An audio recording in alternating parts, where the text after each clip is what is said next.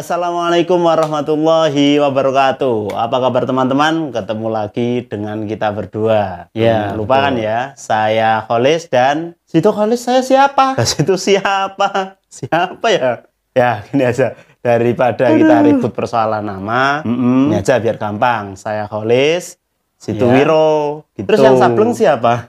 Kita lah. Kamu aja lah. Jadi Kholis, Wiro, Sableng. Nah, daripada bahas nama yang nggak jelas, lebih baik kita ngobrol hal yang berfaedah saja. Misalnya olahraga atau hobi yang sedang hits di Indonesia ini, bro, sekarang ini. Emang hobi apaan, bro? Ya, olahraga yang atau hobi yang sedang hits di Indonesia ini untuk akhir-akhir ini salah satunya adalah olahraga panahan. Oh iya, ya, panahan. Suka juga toh? Nah, betul.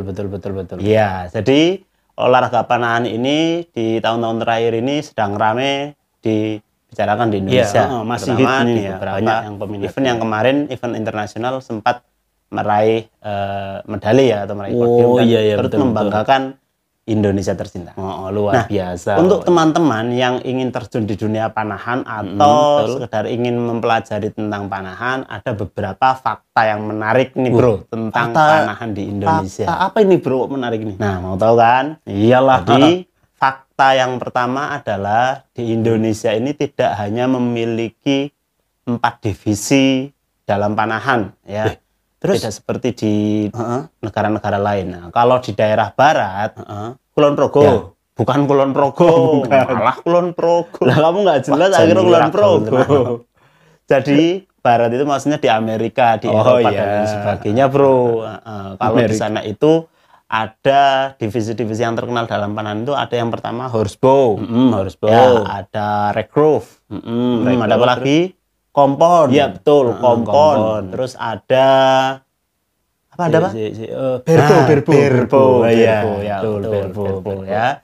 Tapi, bro, kalau di Indonesia itu tidak hanya 4 itu.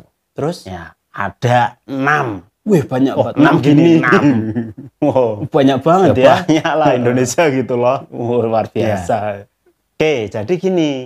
Yang pertama itu ada Jemparingan. Oh, Jemparingan enggak? Yang divisi tradisional ya? Jemparingan itu disebut juga dengan panahan tradisional. Oh iya. Di divisi Jemparingan ini ada yang unik dan menarik, bro. Apa yang unik? Salah satu keunikannya adalah ini.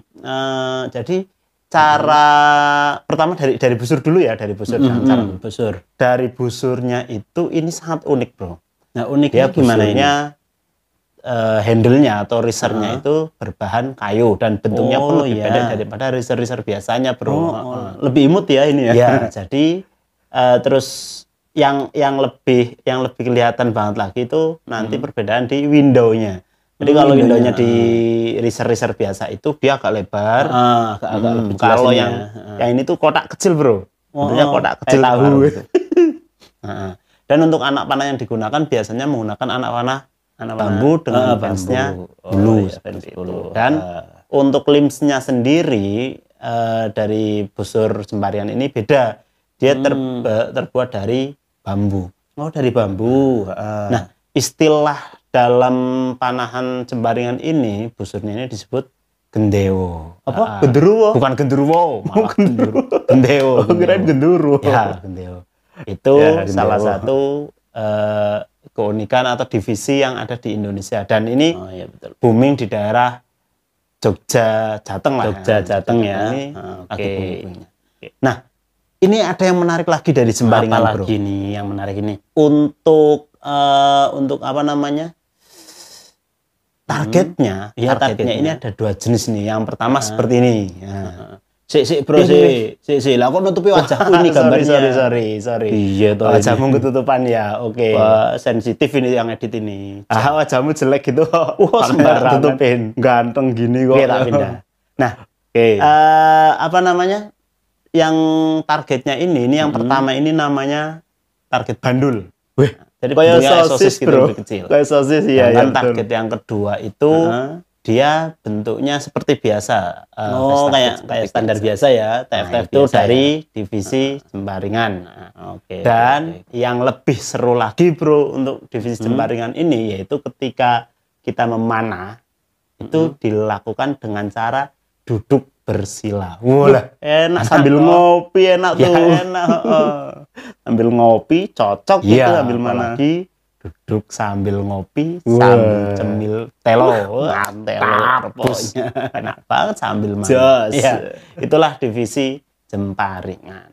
Nah, yang kedua itu ada divisi Horsebow. Horsebow ini sebenarnya tidak hanya di Indonesia, di yang lain juga banyak juga ya. Timur Tengah juga ada. Nah, betul. Kenapa disebut Horsebow? Biasanya divisi ini dimainkan dengan cara dengan naik kuda. Kalau kita ganti naik sapi itu gimana ini? Naik sapi gitu. Bisa kalau diganti dengan sapi. Nanti kalau diganti dengan sapi jadinya bukan horsebow. Terus jadi apa? Cowbow. Cow itu sapi, bow itu busur panah. Iya, nggak bisa. Bayangkan kalau situ bawa busur horsebow kok naiknya sapi. Hebat loh, keren. Jadi horsebow ini salah satu busur yang tradisional juga, masuknya ke divisi tradisional sebenarnya, tapi memang dia ada bagian sendiri. Horsebow ini bentuk busurnya cukup simpel, bahannya sendiri, dia ada handle-nya itu dari kayu, ada ujungnya namanya siah kalau nggak salah itu dari kayu, dan sayapnya ini dia berbahan ada yang fiber, ada yang tanduk. Wih, ngeri tanduk, tanduk kerbau ya, tanduk kerbau dan sebagainya ya. Nah, ini itu untuk horsebow. Ya, gimana? Ini, jadi untuk bentuknya ini kayak busur panah perang ya. Bentuknya ini memang seperti busur-busur yang memang pada zaman dahulu ini sebenarnya horsebow ini busur yang digunakan atau anak panah yang digunakan ketika untuk berperang, bro. Betul, pantesan mirip seperti ini. Dan anak panahnya itu biasanya menggunakan kayu dengan fence bulu ya. Itu horsebow. Kalau horsebow di Timur Tengah juga ada ya, bahkan ada event pertandingan horsebow internasional. Betul. Terus untuk selanjutnya itu ada divisi standar nasional. Standar nasional ini yang di negara lain mungkin nggak ada ya, setahu saya nggak ada. Nah, di Indonesia ini ada divisi standar nasional. Sebenarnya standar nasional sendiri ini dia seperti rekruf ya, betul, seperti rekruf ya, betul, divisi rekruf. Akan tetapi yang membedakan ini bro di bagian aturan pada busurnya. Aturannya gimana ini bro bentuknya atau apa? Untuk busurnya sendiri itu dia harus menggunakan riser yang berbahan kayu. Terus limsnya ini harus laminasi kayu juga. Jadi risernya sendiri tidak boleh menggunakan riser yang berbahan aluminium ataupun yang lainnya. Berarti nggak kayak rekruf ya. Limsnya sendiri dia harus kayu laminasi, tidak boleh menggunakan yang full karbon atau ataupun yang lainnya. Betul.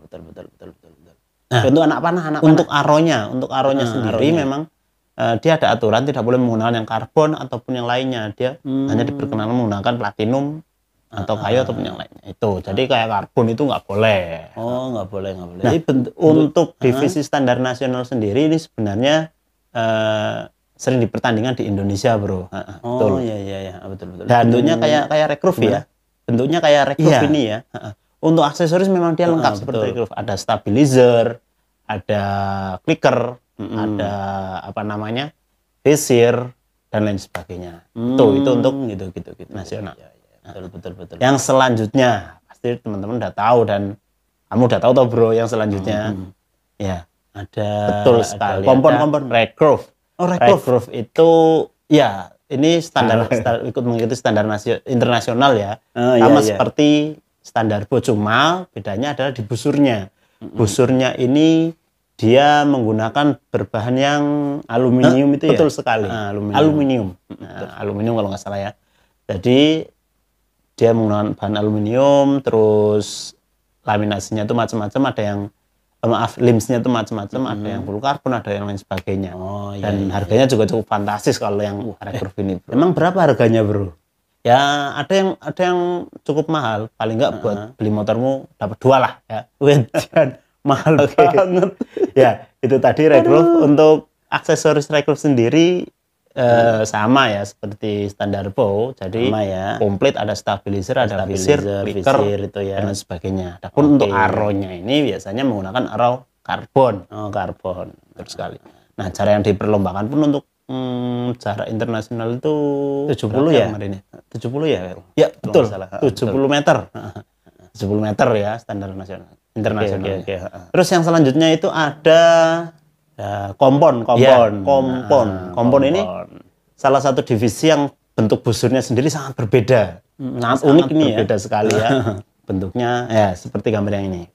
Unik, kayak ada rodanya gitu. Jadi untuk divisi kompon sendiri juga ini untuk aksesorisnya juga sama, ada stabilizer, ada stabilizer juga, ya. Ada visir juga, ada visir. Terus ada arrownya juga menggunakan arrow karbon dan lain sebagainya.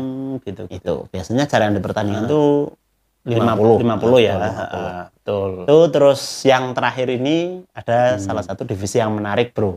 Bahkan dikenal di Indonesia ataupun di internasional. Oh iya, saya ingat ini. Divisi Berbo kalau nggak salah. Nah, betul sekali. Divisi Berbo. Betul. Divisi Berbo ini salah satu divisi yang unik. Uniknya kenapa?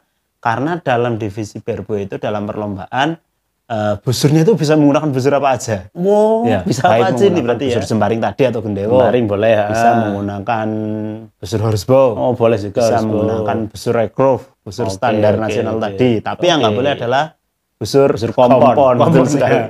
Iya.